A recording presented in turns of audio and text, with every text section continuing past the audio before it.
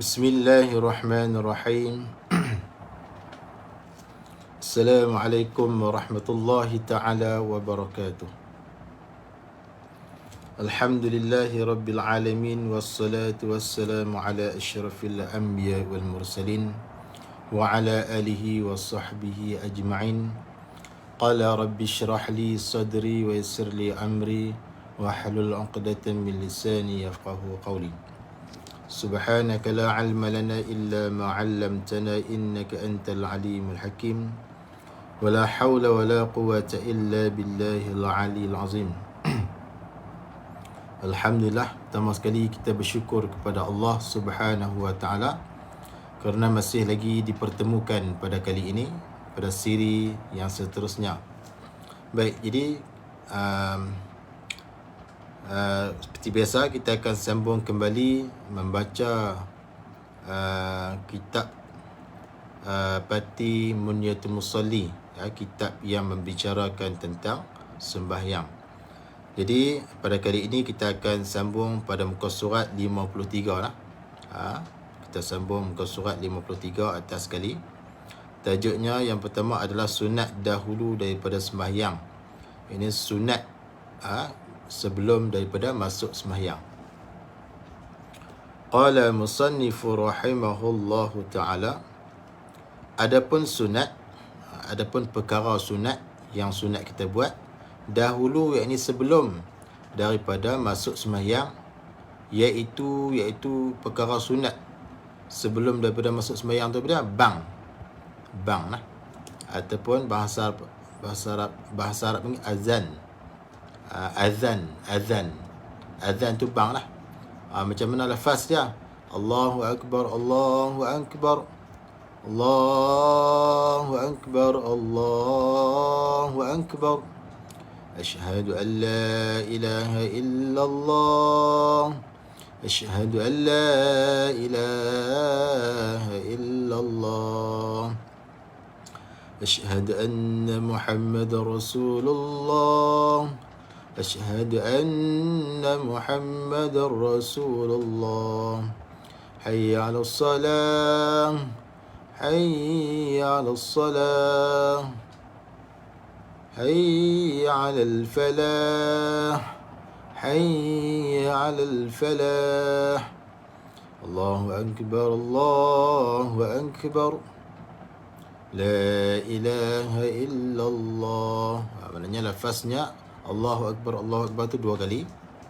Ulang dua kali. Asyhadu an la ilaha illallah dua kali. Ulang. Asyhadu anna Muhammadar Rasulullah dua kali. Hayya 'alas salah dua kali. Hayya 'alal falah sekali. Kemudian Allahu Akbar, Allahu Akbar. Last sekali la ilaha illallah. Itu dipanggil bang. Bahasa Arab dipanggil azan. Yang mana pada zaman Nabi dulu, orang yang melafazkan azan ataupun tukang azan bagi Nabi kita Muhammad sallallahu alaihi wasallam adalah Sayyidina Bilal lah. Bilal bin Rabah, seorang hamba yang berketurunan kulit hitam, berkulit hitam, Habsyi, orang yang berkulit hitam lah. Tu Bilal bin Rabah. Itulah lafaz azan lah. Jadi kita disunatkan azan ataupun bang sebelum kita masuk sembahyang. Baik, dan yang kedua iqamah. Iqamah ni iaitu sebelum sembahyang tu, dekat-dekat nak sembahyang tu, iqamah. Dan rahsia, iqamah juga sunat, dan rahsia yang telah lepas, rahsia-rahsia yang kita telah bincang yang lepas, berserta lafaznya, lafaz bang dan lafaz iqamah. Lafaz iqamah macam mana? Dia beza sikit lah. Allahu Akbar, Allahu Akbar, asyhadu an la ilaha illallah, asyhadu anna Muhammadar Rasulullah, hayya 'alas salah, hayya 'alal falah, qad qamatis salah, qad qamatis salah. Allahu Akbar, Allahu Akbar, la ilaha illallah. Baik. Allahu Akbar, Allahu Akbar dua kali. Asyhadu an la ilaha illallah sekali. Asyhadu anna Muhammadar Rasulullah sekali. Kalau azan 2 kali. Asyhadu an la ilaha illallah 2 kali. Yang ni sekali Asyhadu anna Muhammadar Rasulullah pun sekali. Hayya 'alas salah sekali. Hayya 'alal falah sekali. Kalau azan 2 kali. Hayya 'alas salah 2 kali, hayya 'alal falah 2 kali. Itu azan. Kemudian iqamah dia ada qad qamatis salah. Azan tak ada. Qad qamatis salah, qad qamatis salah 2 kali. Kemudian Allahu Akbar, la ilaha illallah. Itu lafaz iqamah. Yakni sebelum kita nak sembahyang tu, dekat-dekat nak sembahyang tu. Baik, itu adalah sunat sunat kita lakukan sebelum kita masuk sembahyang, iaitulah bang, iqamah dan juga rahsia yang telah lepas, yang telah kita bincang lepas. Qala musannif, dan sunat cari tempat sembahyang, dan sunat kita ni cari tempat sembahyang pada tempat yang ada sutrah, satrah, iaitu tempat sekat, tempat sembahyang yang ada tempat sekatan. Contoh dia seperti berhadap ke dinding tiang. Maknanya kita kena berhadap dinding, kena ada dinding depan kita, kena ada tiang. Sunat kita cari tempat macam tu. Dan sebagainya lah, dinding ataupun tiang yang berada di hadapan kita. Dan sutrah orang yang berjemaah ialah saf di hadapannya. Kalau orang yang sembahyang berjemaah adalah sutrah dia, tempat sekatan dia adalah saf yang di hadapan dia tu. Contohnya dia berada di saf yang kedua, maka di hadapan dia tu dipanggil, saf yang di hadapannya dipanggil sutrah ataupun tempat sekat. Sunat. Qala musannif, dan setengah daripada sutrah yang dikatakan sekatan tu adalah sajadah kita, sejadah tu, kain sejadah kita tu. Yang tu juga dipanggil sutrah, tempat sekatan. Sebab tu kalau orang nak lintah di depan kita, haram hukumnya. Dan kita dibolehkan mengangkat tangan dan menghalang orang yang hendak lalu di hadapan kita, ketika mana kita solat. Atau guris dari tumit. Guris ni maknanya garisan dari tumit tu hingga 3 hasta ke hadapannya. Daripada garis tumit hingga 3 hasta ke hadapan. Yang tu dipanggil sutrah. Jarak dah 3 hasta ke hadapan. Dan hendaklah diletak sutrah di hadapannya. Maknanya dia kena kira daripada tumit dia tu hingga ke 3 hasta ke hadapan, dan kena letak sutrah, kena letak penyekat di hadapannya. Letak sesuatu lah yang boleh dijadikan sutrah. Jangan lebih daripada 3 hasta. Kena ukur lah, jangan lebih daripada 3 hasta ke hadapan. Jangan letak jauh lah, kena letak tu lebih kurang 3 hasta. Letak sutrah depan tu. Sutrah ni bagi kita sekatan, sekat, tempat sekat. Dan jangan di hadapan betul. Jangan letak di hadapan betul-betul kita, betul-betul dengan kita sembahyang tu. Bahkan ke kanan sedikit, letak sikit, kanan sikit. Jangan letak betul-betul kita, letak kanan sikit. Atau ke kiri sedikit, letak kiri sikit ataupun kanan sikit. Jangan letak betul-betul kita sembahyang tu. Letak dia lebih kurang tempat tumit kita tu dan ke hadapan 3 hasta. Jangan lebih daripada 3 hasta. Tu cara nak letak sutrah ataupun tempat sekat. Letaklah sesuatu, sejadah ke, bantal ke, apakah, letak depan. Seeloknya kita sembahyang kena ada dinding depan ataupun tiang di depan kita. Itu sunat. Qala musannif rahimahullahu ta'ala. Okey, seterusnya, tajuk yang seterusnya adalah makruh dalam sembahyang. Makruh, perkara yang dimakruhkan kita buat ketika mana sedang sembahyang ataupun dalam sembahyang. Qala musannif, dan makruh dalam sembahyang banyak. Makruh dalam sembahyang ni banyak. Makna makruh, yang kita makruh tu apa dia? Makna makruh, kalau kita tinggal dapat pahala, kalau kita buat tak ada apa-apa, tu makna makruh. Kalau kita tinggal dapat pahala, yakni ikhlas, kita tinggal tu kerana Allah, dapat pahala. Beza lah kalau tinggal dengan kerana Allah dengan tak kerana Allah ni lain. Kalau kita tinggal sesuatu perkara makruh itu kerana Allah, barulah dapat pahala. Sebab syarat nak dapat pahala kena ikhlas kerana Allah. Tapi kalau kita tinggal sesuatu tu sebab memang kita tak buat, daripada kita memang jenis tak buat benda macam tu, bukan kerana Allah kita tinggal tu, maka tak dapat pahala juga. Contohnya saya buat perkara makruh apa dah? Contoh lain daripada dalam sembahyang lah apa dah? Contohnya kita makan perkara-perkara yang berbau. Contohnya petai, genuk, buah-buah yang berbau, buah durian dan sebagainya. Makruh. Hukum dia makruh kerana berbau benda tu. Tetapi kalau kita tinggal perkara tersebut dengan niat ikhlas kerana Allah, kita tinggal tersebut, maka barulah dapat pahala. Tapi kalau kita tinggal itu disebabkan memang kita tak makan daripada kecil, tak lalu, yang tu tak dapat pahala. Syarat nak dapat pahala kena ikhlas, tinggal itu kerana Allah. Kemudian kalau kita buat, tak ada apa-apa. Kalau kita buat tu makruh lah, perkara yang dibenci oleh Allah. Tapi kalau kita buat, tak dosa apalah, cuma makruh sahaja. Jadi dalam sembahyang pun ada perkara yang makruh kita buat.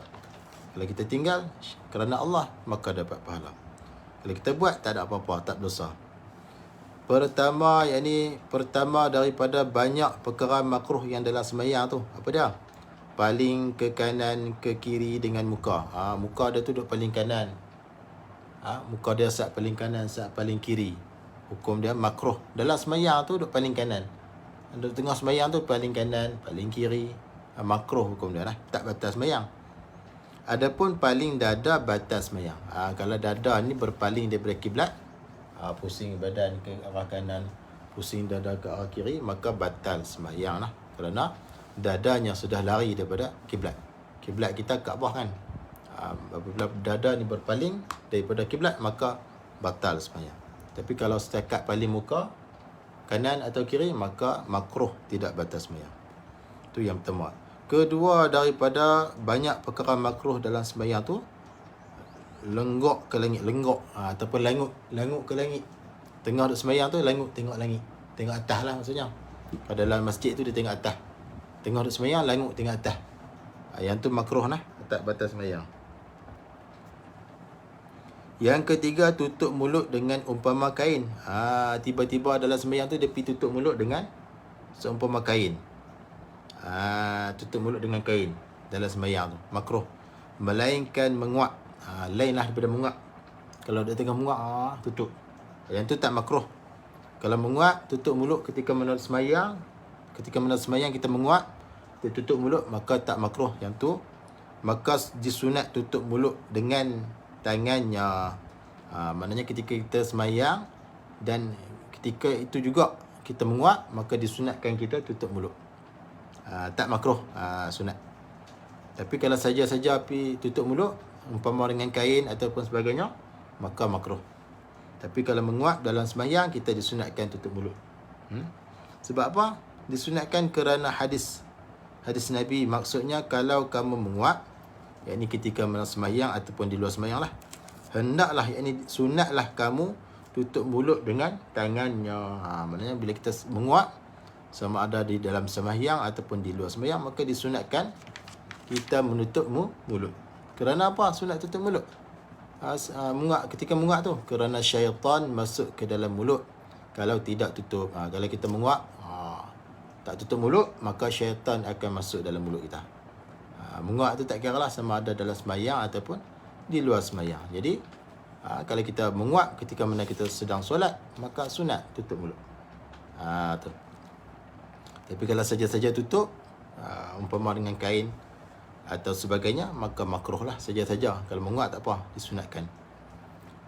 Qala musannif, keempat daripada beberapa banyak perkara makruh dalam sembahyang itu adalah makruh menahan rambut dan kain daripada celerek.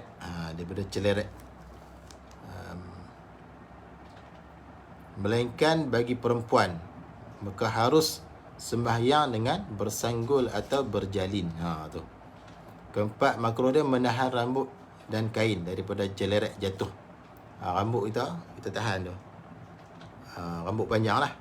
Selalunya kalau orang lelaki rambut panjang tu, dia masa dia sujud tu, rambut dia nak jatuh, dia tahan je tu. Dan kain daripada celerek kain dia tu. Dia tak ada kain lah, kain kita umpama kain ridak tak sini, nak jatuh tu dia tahan. Dia tahan daripada celerek, daripada jatuh. Maka makruh ketika semayang lah, melainkan tak makruh bagi perempuan. Perempuan tak makruh. Kalau dia tahan rambut dia tu, tak makruh.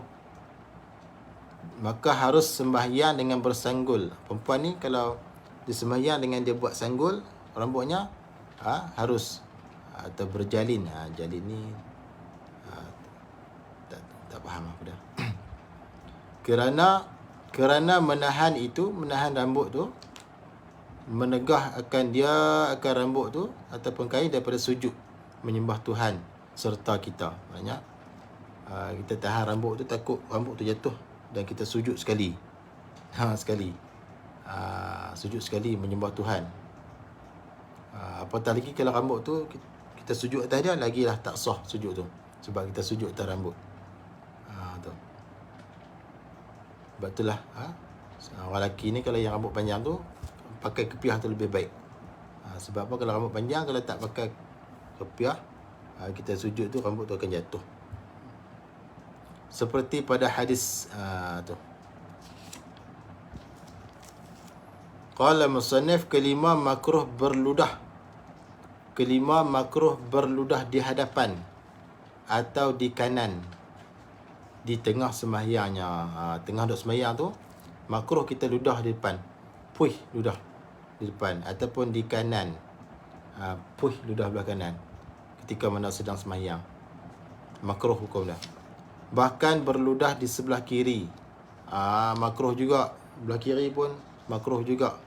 Ludah belah kiri ketika mana solat. Atau di bawah kaki. Puih ludah di bawah kaki. Makruh juga. Kalau bukan masjid, yang kita makruh tu kalau bukan masjid. Ludah depan makruh, ludah kanan, kiri, bawah semua makruh. Tu kalau bukan masjid. Adapun dalam masjid, kita ludah kanan, kita ludah depan, kita ludah kiri, kita ludah bawah, haram berludah di dalamnya. Kalau masjid haram kita ludah. Yang kita makruh tadi itu bukan masjid. Ludah kanan, ludah kiri, ludah depan, ludah bawah. Tapi kalau ludah dalam masjid, tak kira lah kanan ke kiri ke depan ke bawah ke, maka hukum dia haram. Qala musannaf, keenam, yakni keenam daripada beberapa banyak perkara makruh dalam sembahyang, makruh bercekak pinggang. Dalam sembahyang, duk tengah sembahyang tu dia cekak pinggang. Hukum dia makruh. Sebab apa makruh? Kerana ini bercekak pinggang ini adalah pekerjaan syaitan. Pekerjaan syaitan, ciri-ciri syaitan. Suka cekak pinggang. Dan orang takabur. Orang takabur pun sama juga cekak pinggang. Kalau kita tengok orang takabur kan, cekak pinggang. Dan amalan ahli neraka. Amalan penghuni neraka adalah cekak pinggang. Tu. Jadi janganlah cekak pinggang dalam sembahyang, hukum makruh. Ketujuh, makruh merendah kepala daripada belakang waktu rukuk. Waktu rukuk tu bagi sama lah. Belakang dengan kepala tu bagi sama. Jangan kepala tu rendah daripada belakang. Kalau kepala tu rendah sikit daripada belakang, maka hukum dia makruh. Bahkan menyama keduanya. Pastikan sama kepala dengan belakang ketika menarukuk. Kepala dengan belakang tu kena bagi sama. Seperti satu papan. Maknanya kalau kita rukuk sama tu, kita ambil papan, letak, dia akan sama. Tapi kalau kepala di bawah, letak papan, dia tak sama lah. Kepala tu bawah sikit daripada belakang, makruh hukum dia. Qala musannif, ke-8 daripada beberapa banyak perkara yang makruh dalam sembahyang, makruh sembahyang waktu hendak berkentut dan hendak berak kencing. Kalau kita rasa nak terkentut, rasa nak berak, rasa nak kencing, makruh kita sembahyang waktu tu. Maka hendaklah menyudahkan dahulu, kemudian sembahyang. Maka kita kenalah pergi kentut dulu. Sebelum nak sembahyang tu rasa nak kentut, pergi kentut dulu. Kita nak sembahyang tu kita rasa nak berak, pergi berak dulu. Kita nak sembahyang kita rasa nak kencing, pergi kencing dulu. Jangan sembahyang dalam keadaan nak terkentut, sembahyang dalam keadaan nak terkencing, nak terberak. Makruh hukum tu. Kerana apa? Kerana dengannya menghilangkan khusyuk. Kerana dengannya, nak berkentut, nak berak, nak kencing sebelum sembahyang tu, kalau kita sembahyang juga, dia boleh menghilangkan kita punya khusyuk. Khusyuk tetap atas hati kita tu. Kita akan hilang khusyuk tu. Sebab nak terberak, nak terkencing, nak kentut, kita kena hilangkan yang tu dulu. kentut dulu, berak dulu, kencing dulu, barulah kita ambil wuduk dan kita sembahyang. Kesembilan, makruh sembahyang di hadapan makanan dan minuman kalau ingin kepadanya. Kalau kita nak sembahyang tu, ada makanan di depan kita, ada minuman, makruh hukum dia kalau kita sembahyang sekiranya kita nak kepada makanan tersebut, nak kepada minuman tersebut. Makruh sembahyang di hadapan makanan minuman kalau ingin kepadanya. Atau sangat lapar, nak kepada makanan, ataupun perut tu lapar sangat, di depan ada makanan, di depan ada minuman, hukum dia makruh. Perut dah lapar dah lapar ayak dah gayak, lapar nasi, tapi ada di depan makanan tersebut, hukum dia makruh. Dan makanan telah bersedia, makanan pun dah bersedia dah duduk depan tu nak makan. Bahkan makanlah dahulu kemudian sembahyang. Makanlah dulu kan, makanan dah disediakan, makan dulu, habis kenyang-kenyang, kemudian habis sembahyang dan sembahyang. Jangan sembahyang di hadapan makanan ataupun minuman, makruh. Makruh, qala musannif, makruh sembahyang dalam jamban yang bersih. Makruh lah. Walaupun jamban tu bersih, boleh tidur, boleh makan dalam tu, makruh hukum dia kalau kita sembahyang dalam tu. Dan di celah corong bukit, di lereng-lereng bukit, di corong bukit, makruh hukum kita sembahyang di situ. Dan di tengah jalan, di tengah-tengah jalan kita sembahyang, makruh. Dan tempat tahi, tempat orang duk buang tai, kita kata loji, kita duduk sembahyang tepi-tepi tu, makruh. Dan dalam wak tok cha ni kita kata tok kong orang kafir, kita sembahyang dalam kuil tok kong dan sebagainya, hukum dia makruh. Ke-11, makruh sembahyang di tempat binatang berhimpun. Makruh kita pergi sembahyang tempat binatang duk berhimpun, lembu-lembu, kabau ke, tempat-tempat yang berhimpunnya binatang tu, makruh hukumnya kita sembahyang di situ. Dan sembahyang di atas kubur yang sudah dibongkar, makruh juga kita sembahyang di atas kubur yang telah digali semula lah. Dibongkar maknanya digali semula, atas tujuan untuk memindahkan kuburan, maknanya kubur tu telah digali, kita makruh sembahyang atas tu. Atau belum digali, makruh juga kita sembahyang atas kubur yang belum digali. Tetapi walaupun kata macam tu, kalau sudah dibongkar, kalau kubur itu sudah dibongkar, digali, diwajib lapik. Kita wajib lapik dengan sesuatu. Sebab apa? Kerana tanah itu telah najis dengan air danurnya, air daripada mayat tu lah, yang air danur dia tu yang pecah kan. Bila jenazah, mayat dimasukkan dalam kubur, lama-kelamaan akan ulat makan, air danur dia pecah, perut dia pecah, akan keluar najis yang banyak lah. Maka apabila kita nak sembahyang di atas kubur yang telah dibongkar, maka hendaklah lapik dengan sesuatu lah. Jadi sekadar itu dulu, tuan-tuan, puan-puan, muslimin, muslimat, sidang penonton yang dirahmati Allah sekalian. InsyaAllah kita akan sambung pula di lain hari, insyaAllah. Jadi sekadar itu dulu, yang baik daripada Allah Subhanahu Wa Taala, yang lemah daripada kelemahan diri saya sendiri. Mudah-mudahan perbincangan ini memberi manfaat untuk semua, insyaAllah. Jadi sekadar itu dulu. Aqulu qawli hadha wa astaghfirullahal azim li wa lakum. Assalamualaikum warahmatullahi wabarakatuh.